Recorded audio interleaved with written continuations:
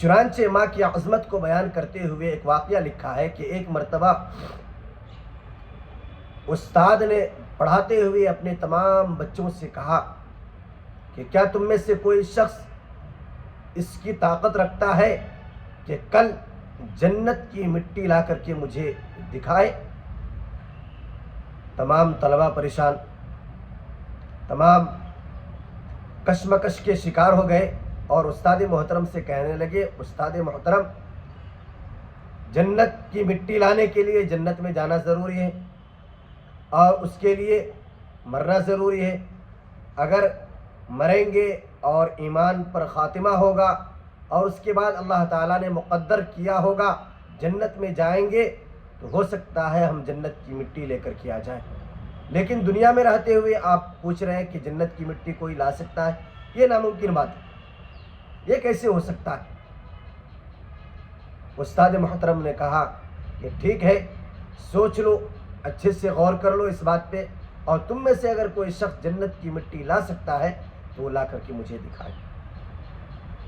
تمام طلبہ نے کہا کہ استاد محترم، آپ جس بات کا سوال کر رہے ہیں اور جس بات کی طرف توجہ دلا رہے ہیں کہ جنت کی مٹی لاؤ، وہ دنیا میں رہتے ہوئے لانا بڑا مشکل ہے، نہیں ہو سکتا یہ۔ خیر، بات ختم ہو گئی، کلاس کا وقت ختم ہو گیا، تمام طلبہ اپنے گھروں کو چلے گئے۔ دوسرے دن ایک طالب علم ایک کاغذ میں تھوڑی سی مٹی لے کر کے آیا اور استاد محترم کے سامنے بیٹھ کر کے کہنے لگا، استاد محترم، کل آپ نے جنت کی مٹی طلب کی تھی، میں لے کر کے آ گیا ہوں۔ اتنا کہنا تھا کہ تمام طلبہ جو کلاس میں بیٹھے تھے تمام کے تمام پریشان ہو گئے اور کہنے لگے حیرت زدہ ہو کر کے کہ کہاں سے مٹی لے کر کے آئے اور تم دعویٰ کر رہے ہو کہ جنت کی مٹی ہے؟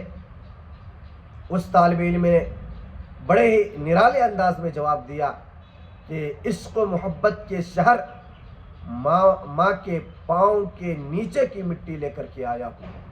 سبحان اللہ! اللہ تعالیٰ نے کیا مقام دیا ہے ماں کو، کیا رتبہ دیا ہے۔ اللہ تعالیٰ تمام لوگوں کے ماں باپ کی عمر میں برکت عطا فرمائے اور تمام کا سایہ تا دیر ہمارے سروں پر قائم و دائم فرمائے۔